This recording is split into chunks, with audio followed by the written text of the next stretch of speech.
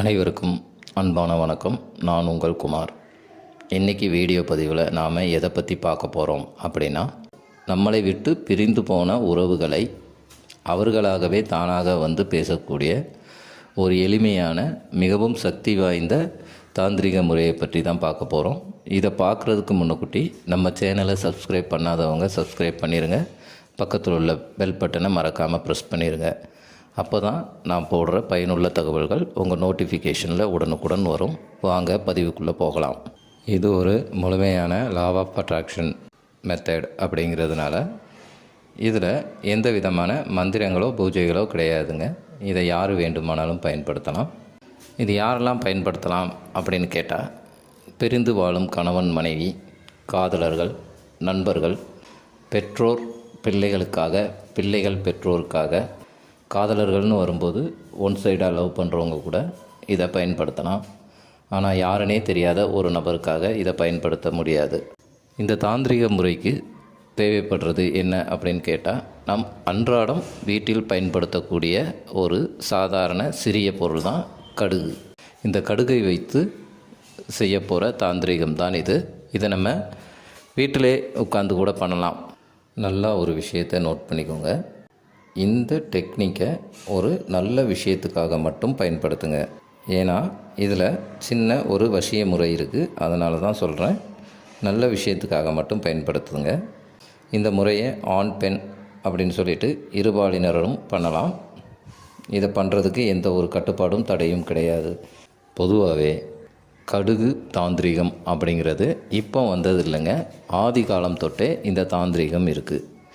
இந்த கடுகை வச்சு 2 விதமான முறைகளை பயன்படுத்தலாம். ஒன்று, நம் எதிரிகளை நம்மிடம் அண்ட விடாமல் செய்வதற்கும் இந்த கடுகு தாந்திரிகத்தை பயன்படுத்தலாம்.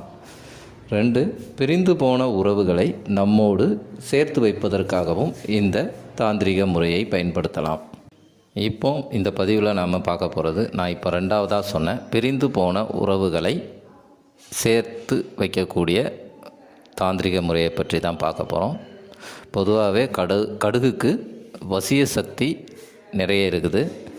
அதனால தான் சொல்லுவாங்க பெரியவங்க, கடுகு வீட்டில் சிதறக்கூடாது, கீழே சிந்தக்கூடாது அப்படின்ட்டு. இதை எந்த கிழமையில் ஸ்டார்ட் பண்ணால் நல்லா இருக்கும் அப்படின்னு கேட்டிங்க அப்படின்னா, அமாவாசை, தேய்பிறை ஞாயிற்றுக்கிழமை, தேய்பிறை பஞ்சமி, தேய்பிறை அஷ்டமி, இந்த 4 தினங்களில் நீங்கள் ஸ்டார்ட் பண்ணிங்கன்னா உங்களுக்கு மின்னல் வேகத்தில் பலன் கிடைக்கும். எந்த நேரத்தில் ஸ்டார்ட் பண்ணணும் அப்படின்னு கேட்டிங்கன்னா, இரவு 7 மணியில் இருந்து 12 மணிக்குள் இதை செய்ய வேண்டும். எத்தனை நாள் அப்படின்னு கேட்டிங்கன்னா, தொடர்ச்சியாக 9 நாட்கள் இந்த தாந்திரிக முறையை செய்ய வேண்டும். இடையில் 1 நாள் 2 நாள் விட்டால் கூட பிரச்சனை இல்லை. ஆனால் கண்டினியூஸாக 9 நாட்கள் இதை செய்ய வேண்டும். இதை நீங்கள் தொடர்ச்சியாக 9 நாள் செய்கிறதுக்குள்ளே யாரை நினைத்து செய்கிறீர்களோ அவங்க உங்களுக்கு வசமாகி உங்களிடம் வந்து சேர்வார்கள். அப்படியே 9 நாளுக்குள்ளே வந்து சேர்ந்தாலும் கரெக்டாக 9 நாள் இந்த தாந்திரிக முறையை நீங்கள் செஞ்சு முடிக்க வேண்டும். வீட்டில் பயன்படுத்துகிற கடுகை எடுத்து பயன்படுத்தக்கூடாதுங்க. ஃப்ரெஷ்ஷாக வாங்கிக்கோங்க. வெண்கடுகு கிடையாதுங்க. வீட்டில் சமையலுக்காக நாம் பயன்படுத்தக்கூடிய கடுகு, அதை ஃப்ரெஷ்ஷாக வாங்கி வச்சுக்கோங்க. அடுத்ததாக நமக்கு தேவைப்படுற பொருள் தேங்காய் ஓடு, அதாவது கொட்டாங்குச்சி அப்படின்னு சொல்லுவாங்க. அதை கங்காய்க்கு வச்சுக்கோங்க. ஏன்னா எரிக்கிறதுக்கு கங்கு தேவை நமக்கு. அப்படி கொட்டாங்குச்சி இல்லை அப்படின்னா விறகு கட்டையை கூட நீங்கள் பயன்படுத்தி கங்காய்க்கு வச்சுக்கலாம். அதை எதில் வைக்கணும் அப்படின்னா, வீட்டில் சாம்பிராணி காட்டுவோம், அந்த சாம்பிராணி கரண்டி இருந்தால் ஓகே. அப்படி இல்லைன்னா ஒரு மண் பானை, இது 2ல் தான் நீங்கள் வச்சு எரிக்கணும். இதை எங்கே வச்சு எரிக்கணும் அப்படின்னு கேட்டிங்க அப்படின்னா, வீட்டுக்குள்ளேயோ பெட்ரூம்குள்ளேயோ ஹால்குள்ளேயோ வச்சு எரிக்கக்கூடாதுங்க. வீட்டு தலைவாசலுக்கு வெளியில், அதாவது வராண்டாவில் வச்சு எரிக்கலாம். அப்படி வராண்டாவில் வச்சு எரிக்காதவங்க மொட்டை மாடியில் கூட கொண்டு வச்சு எரிச்சிக்கலாம். ஆனால் வீட்டுக்குள்ளே எக்காரணத்தை கொண்டும் வச்சு இந்த தாந்திரிக முறையை பயன்படுத்தக்கூடாது. இப்போ நாம் ரெடி பண்ணி வச்சுருக்கிற அந்த கனலை பக்கத்தில் வச்சுக்கோங்க. வச்சுக்கிட்டு 2 கைகள்லேயும் கடுகை எடுத்து வச்சுக்கோங்க. அதாவது நிறைய எடுக்கணும்னு அவசியம் இல்லைங்க. நம்ம கைக்குள்ளே அடங்குற அளவுக்கு கடுகை எடுத்து வச்சுக்கோங்க. ஆனால் சிந்தாமல் பார்த்துக்கோங்க. கைக்குள்ளே வச்சுக்கோங்க. வச்சுக்கிட்டு 2 கைகளையும் நன்றாக இறுக்கமாக மூட வேண்டும். அப்படி இறுக்கமாக மூடிக்கிட்டு அந்த 2 கைகளையும் நம் நெஞ்சு அருகே வைக்க வேண்டும். நம் நெஞ்சுக்கு அருகில் 2 கைகளையும் வைத்துக்கொண்டு இப்போ யாருக்காக செய்கிறீங்களோ அவங்கள மனதார சந்தோஷமாக நினச்சி பார்க்கணும்.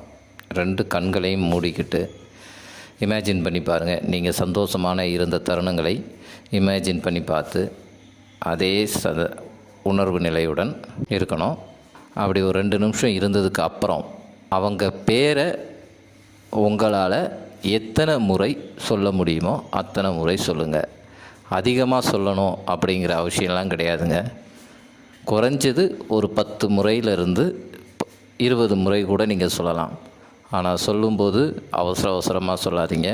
ரொம்ப மென்மையாக, அன்பாக, மகிழ்ச்சியாக சொல்லணும். அப்புறமா நம்ம ரெடி பண்ணி வச்சுருக்கிற அந்த கங்கில் 2 கைகள்லையும் இருக்கிற கடுகை அப்படியே கொட்டிடுங்க.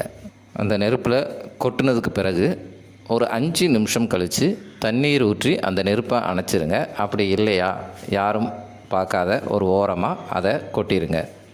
அவ்வளோதாங்க இந்த பதிவு. இந்த பதிவு பிடிச்சிருந்தா லைக் பண்ணுங்கள், ஷேர் பண்ணுங்கள். உங்களது அனுபவங்களை எங்களது கமெண்ட் பாக்ஸில் பதிவிடவும். மீண்டும் ஒரு நல்ல தகவலுடன் உங்களை சந்திக்கிறேன். நன்றி, வணக்கம்.